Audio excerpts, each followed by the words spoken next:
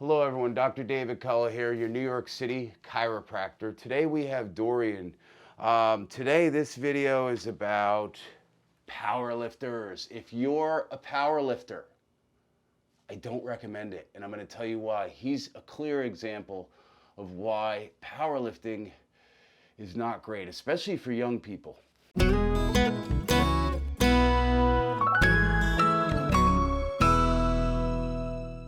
So we're going to go into a little bit of your history. Sorry we have to use you as an example, but this is like a public service announcement, okay? If you're a powerlifter, if you're considering getting into powerlifting, rethink that, okay? Because you're going to injure a lot of your, not just your spine, but your knees, your hips. But he's young. How old are you? 28. 28 years old. If he keeps powerlifting, it's not going to go well for him. Now, he's already herniated multiple discs in his lower back, and you have had cortisone shots, right? I've had 4 in the lower spine and 1 recently in the thoracic. 4 cortisone shots in his lower spine. He had sciatica. He did physical therapy for 3 years. Yeah, about 3 years, yeah. That drives me crazy because, first of all, physical therapy, and we've gone through this before, we've done videos on this, physical therapy is not what you should be doing for sciatica. Sciatica is a most likely not piriformis syndrome. Then a PT can handle it without a problem, but it's not the best approach. In some cases will go away on their own with or without that PT's help, but it's a disc on the sciatic nerve typically. Not in every case, but in most cases. So you have to direct your care to the spine directly and physically, mechanically. And PTs address the muscles and the soft tissue. So we're gonna do flexion distraction technique on Dorian here. But not only has he had 4 injections in his lower back and went through 3 years of PT just to get rid of his sciatica, but he also now has an MRI of his thoracic spine. And guess what, folks? Just about every disc in your thoracic spine. 2 through 12, T2 through 12, yeah. Yep. 10 disc herniations. By the way, we have 12 thoracic vertebrae. He's got 10 disc herniations in his back. Some of them are pinching the nerve, some of them aren't. But please, if you're thinking about powerlifting, rethink that. Okay, you can still lift weights, you can get powerful, there's all sorts of things that you can do in the gym that are safer, right? There's high risk exercises, there's low risk exercises. Powerlifting obviously is high risk. You know, and when I say powerlifting, I mean snatches. Power cleans, hang cleans, heavy squatting, all that stuff. Power cleans, you said? Power cleans, yeah. Power snatches, hang snatches, heavy squats. Heavy benching, just a lot of heavy exercises. So even some of these terms I don't even know. And I used to be a personal trainer back in the day, like 23, 24 years ago. I was a personal trainer. I don't even know the names of some of those. But either way, regardless, we're going to help them. We're going to use Cox technique. Let's have you take your glasses off. And we already also started them on decompression. So we put them on decompression first, and now we're gonna finish up with Cox technique. Go ahead and lay down with your chin at the bottom of the paper there. So powerlifting is dangerous, and there's a few other things. Sports I'm not a huge fan of. Skiing is another one. We see so many skiing injuries in here. You know, it's hard to get out there and ski on those slopes without wiping out at least once or twice. Do you ski? I do not. Good. Now, what other sports do you partake in, sir? Mainly weightlifting for the time being. I used to be a track and field athlete. Shot put, discus, with a weight throw. Okay. So I asked him earlier when he first came in, he said, I injured myself powerlifting. And I said, why do you powerlift? And the reason I asked him was, are you in competition? Are you doing it for a specific reason? Are you an Olympic athlete? Are you a professional athlete? Because powerlifting is it's a high risk exercise, and it's a good way to get injured, just like yoga would be for somebody with a disc herniation, okay? Yoga incorporates, not all types of yoga, but many types, incorporates like flexion and twisting, and that's not good if you have a disc herniation in your back. So by the way, you should never be doing yoga. You could do some gentle types of yoga, but you should avoid yoga, okay? Good to know. Pilates would probably be a better fit for you, okay? Okay. All right, so we're gonna start up high because he has disc herniations all throughout, really from here to here. So we gotta be gentle with him.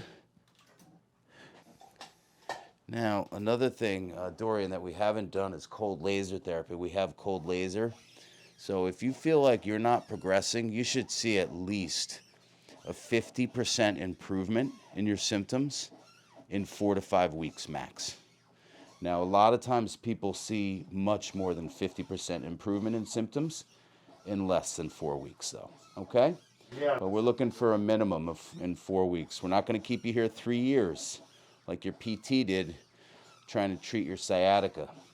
Now, folks, he doesn't have sciatica now because he had 4 cortisone shots and it eventually went away, right? Yeah. After the 4th? Yeah. Okay. 4th in a lot of time. Yeah.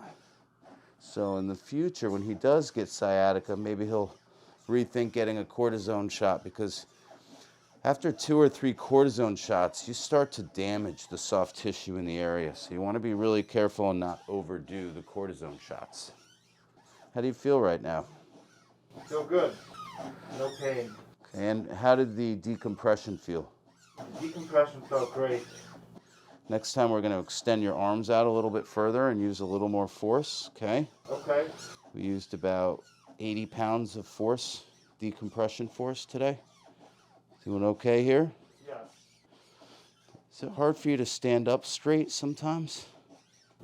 I feel tingling in my mid-back, right between the shoulder blades, but not real pain. Okay. Tingling No in the difficulty standing up straight or anything like that? lower- No. Okay. Good. Okay, now he has a pelvic misalignment that we're going to correct. I mean, visually I can see his pelvis is out of alignment here, but what we're going to do is just double check that. And you could see his left leg is short here. You guys can't see it, but trust me, it is, okay? I wish I had a cameraman. I could put a cameraman in here, but post-COVID, that's not possible. So notice how when I bend his knees, folks, you can see this leg doesn't bend as far. Now it does. You notice this leg is tighter? Yeah. Yeah. So that tells me that the short leg on this side, the tighter quad, pelvis is lower on this side, and it indeed confirms my reading. So we're going to have this side up. Okay? We're going to do a very gentle adjustment. Go ahead and lay on this side. Now, he has disc herniations in his lower back. This is not the ideal adjustment for that. So we're going to be really gentle here and just correct the pelvis. There are other techniques we can use, but I chose this one because he's never even had an adjustment and never had this corrected. And relax here. Good. Feel that move? Yeah. Okay, other side up. So I knew he would be very easy to adjust.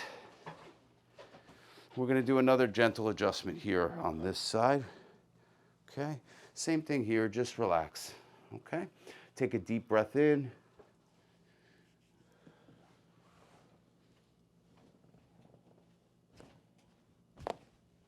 Okay, all right. Go ahead and lay on your stomach.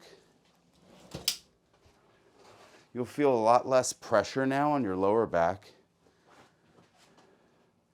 How's that feel now? You feel the difference? Yes.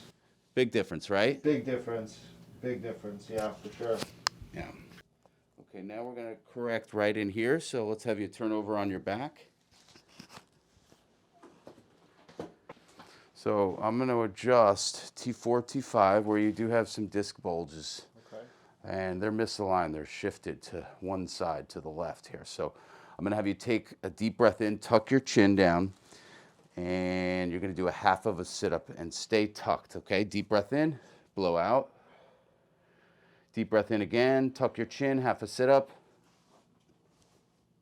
and blow all the way out. Good, and again, and blow out. Okay. Hands up in the air. Okay. All right, great. Let me just check your neck here. On the exam, it felt fine. Okay, sir, go ahead, stand up on this side, see how you feel. I'm feeling a lot better, especially in the lower back area, in the mid back. Wow, I feel straight. Straighter, yeah. Yeah. It should be easier to stand up straight. I don't want you to pull your shoulders back. I'm going to teach you how to maintain good posture. Feldenkrais, or Alexander technique. Pretend, and I've showed you guys this before. Pretend like there's a string that goes in the back of your head, down your spine, and it pulls you up and elongates your spine upward, the back of your neck and head upward, and the chin comes in a little bit, and your shoulders will automatically fall back instead of pulling them back. Right. Okay, I don't want you to do that. All right? Okay. All right. Thanks for good. letting us do a video, Dorian. And I'm glad you have decided to stop powerlifting. And I hope you guys too. Now, I know I'm going to get some powerlifters that are going to comment below. I know it. The powerlifter haters are going to comment below. I get it. Go ahead, but come up with a good argument for me why you should be powerlifting, unless you're a professional powerlifter or there's a reason you're doing it athletically. Give me a good reason for it. I'm open ears. Thanks for tuning in.